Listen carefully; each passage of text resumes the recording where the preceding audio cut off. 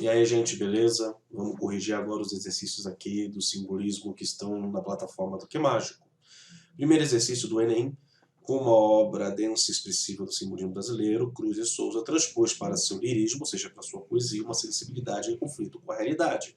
Não se esqueçamos que o Cruz de Souza era um poeta negro e que a questão do preconceito racial que ele sofreu era muito importante. No soneto, essa percepção traduz-se em, vamos lá, ninguém sentiu teu espasmo obscuro, ó ser humilde entre os humildes seres, ou seja, o mais humilde entre os humildes, embriagado, tonto de prazeres, o mundo para ti foi negro e duro, ou seja, o mundo não foi feliz para ele.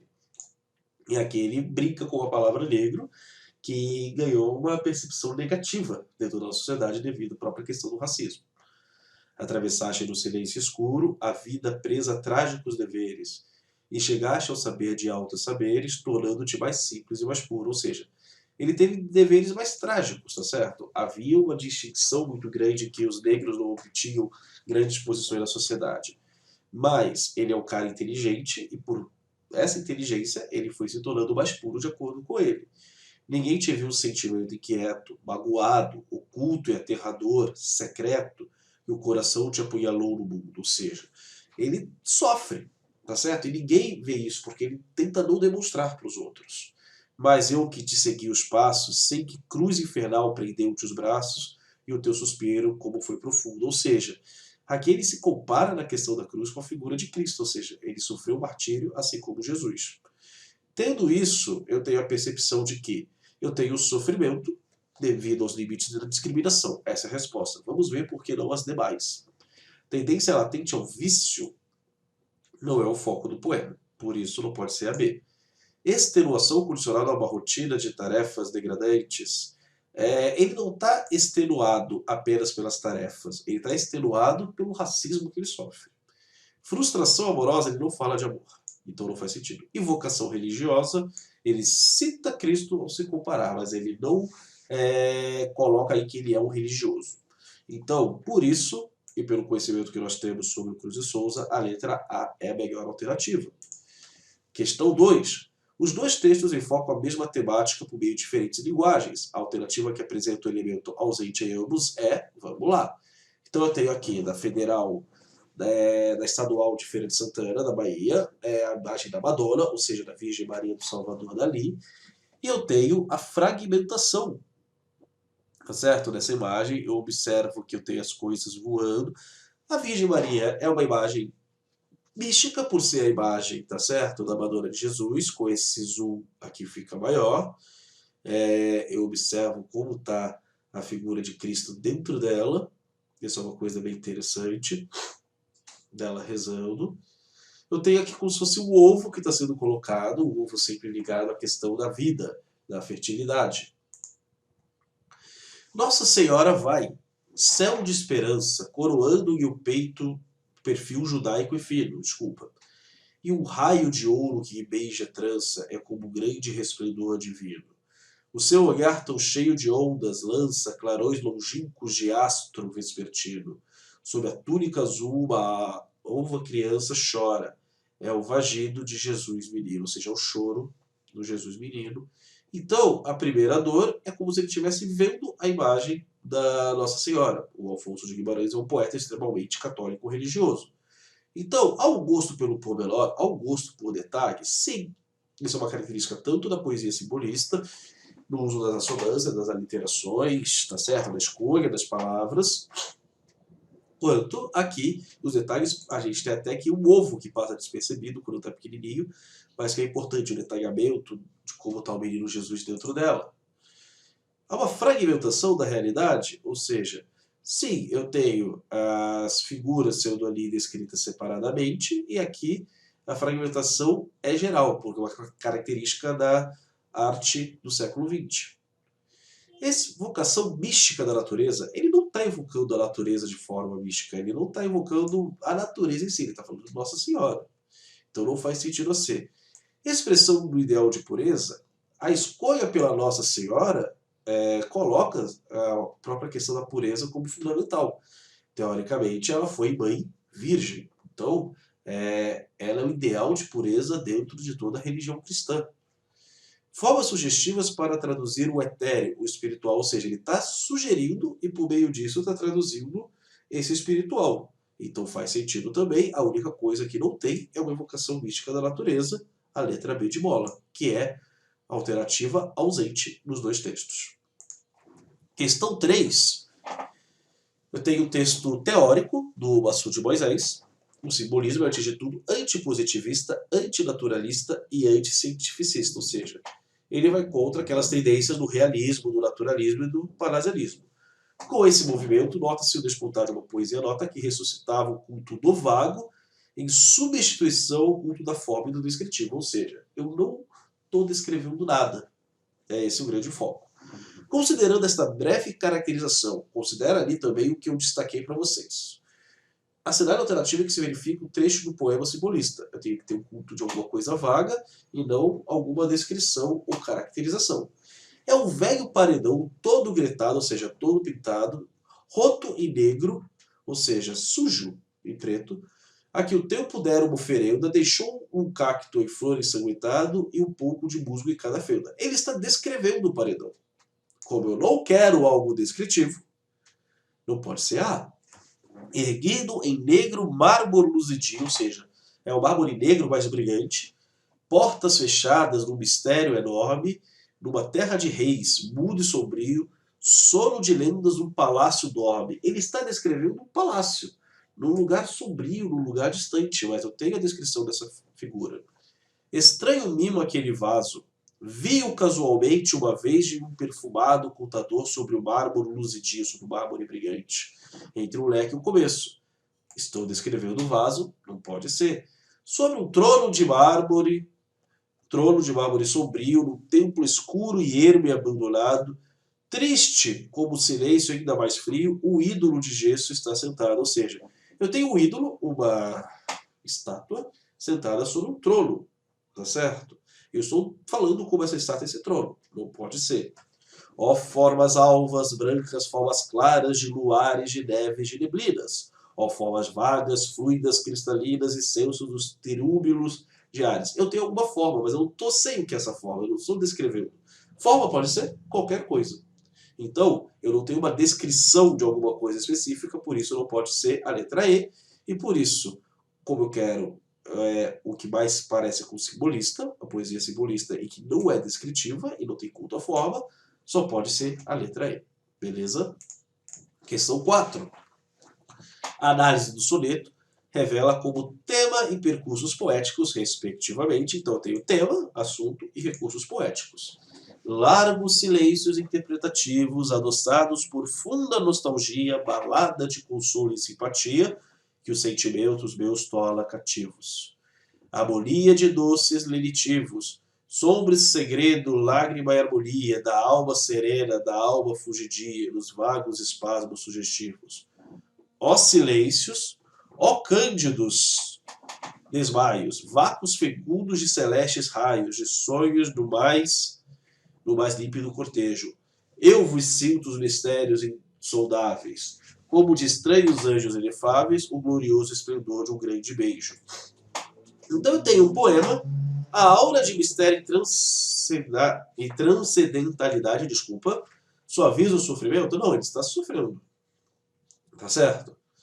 O esforço de superação do sofrimento coexiste com o esgotamento das forças? Não coexiste, tá certo? Ele sofre. Ele não fala do esgotamento das suas forças. Religiosidade como forma não é a religiosidade com foco no Cruz e Souza. Se fosse Afonso de Guimarães até faria sentido. A apresentação no essencial do eu lírico, marcada pelo sofrimento e uma abordagem transcendente, ou seja, uma abordagem que vai além do humano. Faz sentido. Apelo à subjetividade e espiritualidade denota conciliação do eu lírico e o mundo. Não faz.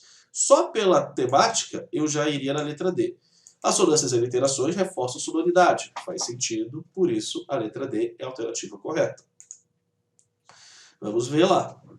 Sobre o simbolismo, o movimento ao qual é vinculado o poeta Camilo Peçanha, no texto 1, e o impressionismo, o movimento ao qual é associado o pintor Cláudio Monet, é incorreto afirmar que. Então, eu tenho que falar sobre o simbolismo e sobre o expressionismo. Tá certo? O expressionismo é aquela corrente artística que influenciou o impressionismo. no qual a minha expressão, o meu sentimento, é muito mais importante do que qualquer coisa. É um tipo de exercício que eu não precisaria nem dos textos de apoio. Vamos lá. Por ser, no século XIX, o início do caminho artístico em direção à abstração, o impressionismo, cujas figuras não devem ter nitidez em contornos absolutos, é considerado um dos primeiros marcos da arte moderna. É uma verdade, tá certo? Ele não tem uma nitidez nos contornos absolutos. Eu sei que aqui eu tenho um barco, aqui eu tenho um rio, mas não é preciso se eu olhar de perto. É meio estranha a imagem, tá certo? É a minha impressão sobre aquele evento. Afirmativa A, correta. A arte simbolista valoriza o espiritual, o misterioso, o vago e inconsciente, retomando inclusive a subjetividade, ou seja, o personalismo, o misticismo e o individualismo, característico do romantismo, sobretudo da segunda geração, aquela do Álvares de Azevedo que a gente estudou no final do ano passado. Está correta a letra B. No final do século XIX, a estética simbolista e seu espírito decadentista decretaram a falência do positivismo, cientificismo e naturalismo. A gente viu até isso no outro exercício, que é o exercício 3 aqui, quando ele se dizia antipositivista, antinaturalista e anticientificista. Então, a letra C faz sentido. Na tentativa de valorizar a sugestão, os sentimentos, as emoções, a arte simbolista utiliza com frequência descrições pormenorizadas. Novamente, o exercício 3 ali me ajudaria. Não é uma arte de descrição de objetos. Isso seria o parnasianismo, não o simbolismo. Por isso, a letra D é afirmativa incorreta. Tudo bem? E para os impressionistas, o essencial não é retratar a realidade, mas sim a impressão que se produz, tanto para os simbolistas quanto para os impressionistas. Por isso, a afirmativa E está correta.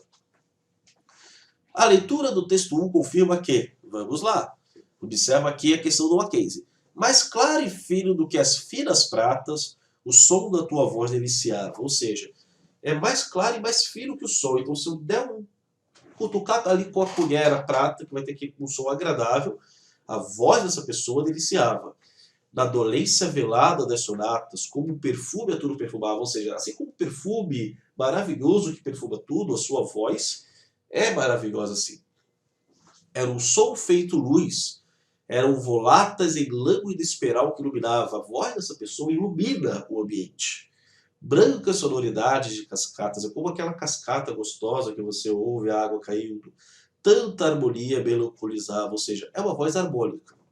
A partir disso, a leitura do texto 1 confirma que o lírico expressa a particular percepção do som inebriante de uma orquestra de vozes. Problema, não é uma orquestra de vozes, é uma voz. O poeta expressa subjetivamente a impressão que causava o som da voz do interlocutor, ou seja, uma pessoa, como se pode compreender da figura do verso 2, o som da tua voz. Uma pessoinha aqui, perfeito, faz sentido a B. Vamos ver as outras. O autor descreve com metáforas sombrias o cantar melancólico. Ele não é sombrio, ele está valorizando essa voz. Então a palavra sombrio não faz sentido. O eu lírico tem uma visão idealizada da falecida amada. Eu não tenho que essa voz é da amada por esse contexto. É um interlocutor. Pode ser amada? Claro que pode. Mas eu não tenho certeza, por isso não a D. O autor narra o envolvimento amoroso que marcou sua vida. É a voz de uma pessoa o foco do soneto, por isso não pode ser a letra E. Exercício 7. Considerando as particularidades do uso da linguagem dos textos literários e as características do simbolismo, assinale a alternativa correta quanto ao poema de Cruz e Souza. Vamos lá. Cárcere das almas. Ah, toda a alma no cárcere anda presa, soluçando nas trevas entre grades, no calabouço olhando imensidades, mares, estrelas, tardes, natureza. Tudo se veste de uma igual grandeza, quando a alma entre grilhões das liberdades sonha, e sonhando as imortalidades, rasga no etéreo o espaço da pureza. Ó almas presas, mudas e fechadas, nas prisões colossais e abandonadas, na dor no calabouço atroz e funéreo, nesses silêncios solitários, graves, que chaveiro no céu possui as chaves para abrir-vos as portas do mistério. Então, lendo esse poema aqui do Cárcere das Almas, que a gente já trabalhou em sala de aula, vamos lá. Assinale a alternativa correta quanto ao poema. As metáforas presentes na última estrofe, ou seja, aqui, no poema, ajudam a construir a ideia global de que nem mesmo a morte representa o fim do sofrimento para as almas, não. Ele está querendo ir para a lei. Quem que chaveiro do céu possui as chaves para abrir as portas desse mistério? Ou seja, a morte, ir para o céu, é uma coisa desejada, tá certo? E pode responder a esse sofrimento. Então, esse que nem mesmo a morte representa não faz sentido. Não há presença do uso conotativo. O uso conotativo é o uso figurado. Não. O poema simbolista ele tem mais uso conotativo, ou seja, o uso figurado da linguagem, do que o uso denotativo, o uso literal. Não faz sentido a B. A sugestão de sentimentos e estado da alma, bem como a transcendência, ou seja, ir para o espiritual, são características desse poema que denunciam uma questão étnico-racial. Sendo Cruz e Souza, sempre vai ter uma questão étnico-racial aí colocada. A C faz sentido, vamos ver as outras. O emprego de iniciais maiúsculas em dor, mistério e outras palavras, tá certo? São recursos simbolistas que atribuem um valor subjetivo e absoluto nos termos a significados. Não é uma questão correta, não tem um valor objetivo, tem um valor subjetivo. E predomina nesse poema a função referencial. Função referencial é a função do jornal, é a função da notícia, é a função objetiva. Também não faz sentido, por isso a única correta é a letra C. Questão 8. Tem o poema O Mar, do Cruz e Souza, que nostalgia vem das suas vagas, ó velho mar, ó lutador oceano, tu de saudades íntimas alagas, o mais profundo coração humano. Sim, do teu choro enorme e soberano, do teu gemer das desoladas plagas, sai o quer que é rude sultão ufano. Que abre nos peitos verdadeiras chagas, ó mar, embora esse eletrismo, tu tens em ti o germe do lirismo. És um poeta lírico demais, tá certo? E eu, para rir com o bom humor das tuas nevroses colossais, bastam-me as luas quando fazem luzir os seus metais. Então, eu tenho que considerar aqui a interpretação do poema. Com base nesse poema, preencha V para verdadeiro, F para falso. A obsessão pelo branco, uma das características de Cruz de Souza, aparece de forma imensa. Ele faz citação ao branco aqui? Não. Então, se é falso, eu elimino a D e elimino a E.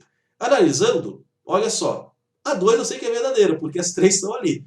O soneto, através do uso da personificação, estabelece uma correspondência entre o mar e o poeta. Ele personifica o mar. Está correto, eu nem precisava ler a 2, eu ganharia tempo. O mar surge no poema como elemento catalisador das memórias e da inspiração. O mar é a representação do poeta. Faz sentido. Então, verdadeiro elimina a C. C, D e E estão fora.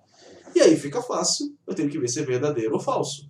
O soneto expressa forte musicalidade revelada no cuidado com a linguagem, embora seja composto de versos brancos, ou seja, os versos são livres.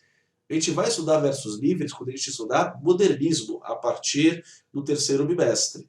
Mas, até o final do século XIX, os versos eram metrificados. Por isso, não tenho problema, isso é uma afirmativa falsa, e eu tenho a afirmativa B como a correta. Beleza? Questão 9. No texto eu lírico expõe sua queixa por não conseguir adentrar a metafísica do mundo. Para sugerir essa impossibilidade de se comunicar com as verdades iniciais, Camilo Peçanha, que é um poeta português, cria uma metáfora, cujos elementos relacionais são, vamos analisar aí o texto. Imagens que passais pela retina dos meus olhos, por que não vos fixais? Ou seja, por que essas imagens não ficam fixas? Que passais como a água cristalina por uma fonte para nunca mais. Tá certo? Ou para o lago escuro onde termina vosso curso silente de juncais, e o vago medo angustioso domina, porque ide sem mim não me levais. Sem vós, o que são os meus olhos abertos? Tá certo? Sem vós, esses olhos abertos que funcionam como janelas, o que eles são? O espelho inútil dos meus olhos pagãos, aridez de sucessivo deserto. Então é como se os olhos dele fossem áridos, tivessem apenas a imagem de um deserto, que é uma imagem meio normal, meio retilínea, sem grandes transformações. Fica sequer sombra de minhas mãos, flexão causal de meus dedos incertos, estranha sombra em movimentos vãos. Então, os objetos que coloco aí são os olhos, tem um espelho e a aridez, tá certo? Que compõe essa questão de ele não conseguir averiguar tudo isso. Por quê? Esses olhos, esse espelho estão fechados e ele observa o mundo como se fosse árido, como se fosse uma coisa sem grande modificação. Exercício 10. Eu tenho o soneto do Cruz e Souza aqui. Analise as proposições sobre o soneto. Aqui eu tenho 5 proposições. Vamos para o soneto. Com a lâmpada do sonho desce aflito e some aos mundos mais imponderáveis. Vai abafando as queixas implacáveis da alma profundo e soluçado grito. Com a lâmpada do sonho desce aflito e sobe ao mundo mais imponderáveis. Vai abafando as queixas implacáveis da alma profundo e soluçado grito. E quanto mais pelo infinito cava, mais o infinito se transforma em lava e o cavador se perde nas distâncias. Alto levanta a lâmpada do sonho e com seu vulto pálido e tristonho cava os abismos das eternas ânsias. Então tem esse soneto aí do Cruz e Souza. A leitura do poema leva o leitor a inferir que o cavador do infinito é a representação da imagem do próprio poeta, ou seja, ele está cavando o infinito ali, ele está cavando coisas que vão além da materialidade ao escrever o poema simbolista. A afirmativa está correta. Se a afirmativa está correta, eu elimino essa e eu elimino essa. Sobra a B, a D e a E. Da leitura do poema, infere-se, ou seja, entende-se que a metáfora está centrada na lâmpada do sonho, a qual se refere à imaginação lírica, ou seja, a imaginação sonhadora do poeta, e ilumina o seu inconsciente, ou seja, essa lâmpada vai permitir com que ele realize as coisas. Então faz sentido a 2. Se a 2 faz sentido, eu elimino a B e elimino a D. Só sobraria a E, mas vamos analisar as demais. O sinal de pontuação reticências no verso 11, tá certo? Esse versinho aqui, marca, acentua o clima de indefinível, levando o leitor a inferir sobre a situação, ou seja, ele não fecha a ideia. Então, isso é uma das funções da reticências, está correto.